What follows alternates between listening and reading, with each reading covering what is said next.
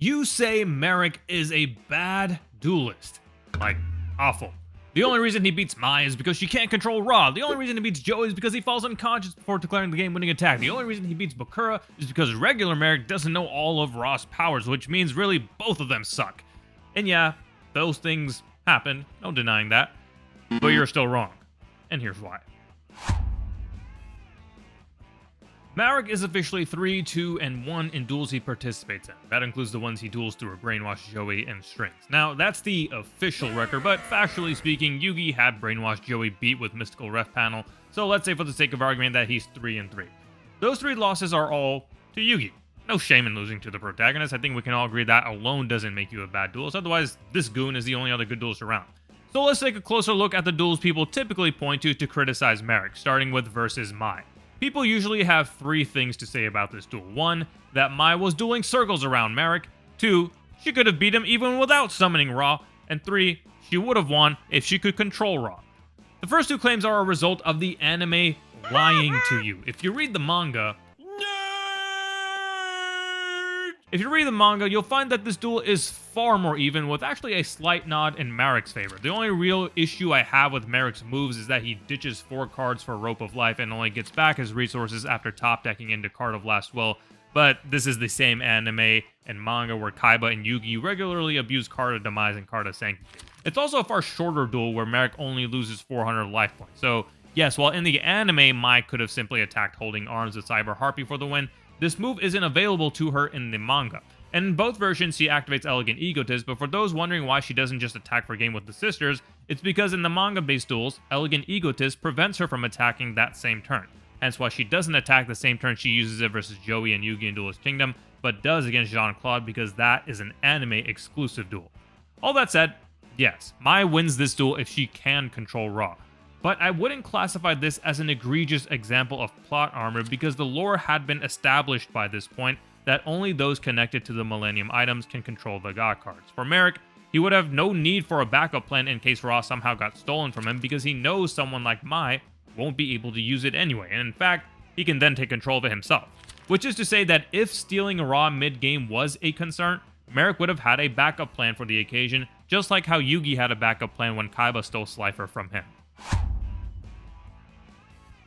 Marik's duel with Bakura is the one where I do concede that, alright, Yami Marik did get lucky here. If regular Marik knew all the effects of Ra, it wouldn't have been Bakura's strategy to send Ra to the grave, which would mean Ra is stuck deep in Marik's deck, and he likely doesn't see it during the duel.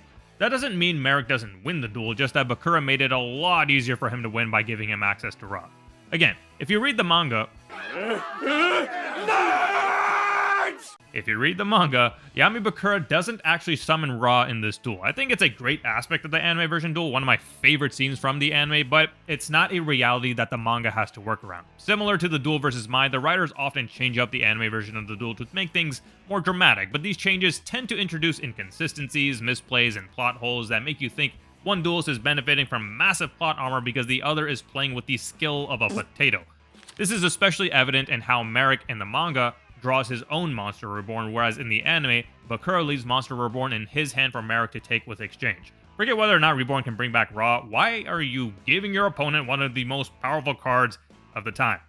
My takeaway from this duel is that Yami Marik is a notch below Yami Bakura, who also gets ragged on for his dueling skill and lack of wins, but maybe a video for another day on why Bakura is actually a better duelist than you think. In any case, being worse at duel monsters than the final villain of the series isn't exactly a knock either, just as all of Marik's losses coming to the main protagonist isn't a knock. And then we get to Marik versus Joey. This is the big one that, unlike the previous 2 duels, doesn't involve some change from manga to anime that causes Joey to misplay. Both versions involve Marik winning, only because Joey passes out. So what's the issue? Listen. The thing I hated most as a kid when I would beat someone at something is they would say, I wasn't trying. But guys, Marik was not trying. He literally says so that Joey is not worth having Ra used against him and mocks how he deserves a hand for lasting as long as he did, but that playtime is over. Then he says he underestimated Joey and that he didn't think he'd have to show Joey the true nature of Ra. At this point, he's fully relying on the physical pain of Ra's attack to Shadow Realm Joey, so he doesn't have a fallback plan in case Joey survives, hence the sequence that we get. but had Marik just used the same strategy he used versus Yugi, 2 or 3, maybe 4 summons of Phoenix Ra would have overwhelmed Joey far faster than he actually lasted in this duel. And sure, his hubris is a fault in his dueling skill, but it's also dramatic effect in the narrative. Marik has an affinity for torturing people, see his duel versus Mai, and Joey has a tendency to willpower his way against the odds. Put these two things together, and what you get is a very dramatic near win for the underdog. So did Marik benefit from plot causing Joey to collapse? Sure. But Joey benefited from the plot by having Marik go easy on him. Both these things were done for dramatic effect.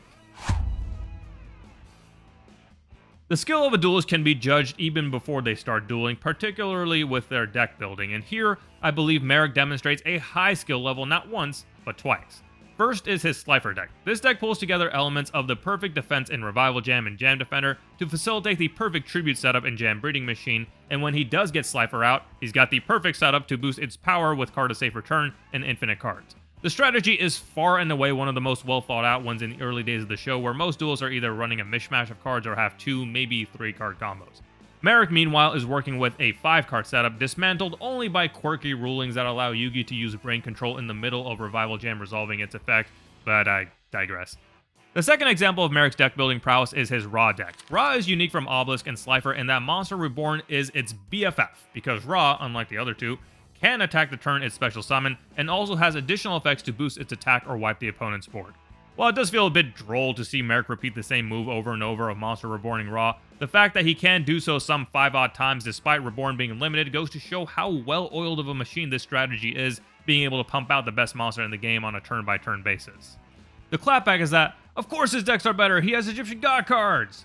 But I think it's pretty clear that as compared to how Kaiba and Yugi just throw their God cards into their decks with only some change to their overall strategy, Marik is able to craft an entire deck to facilitate not only their summons, but make the most of their unique effects, like the extra cards in hand for Slifer and the 47 different effects Ra has.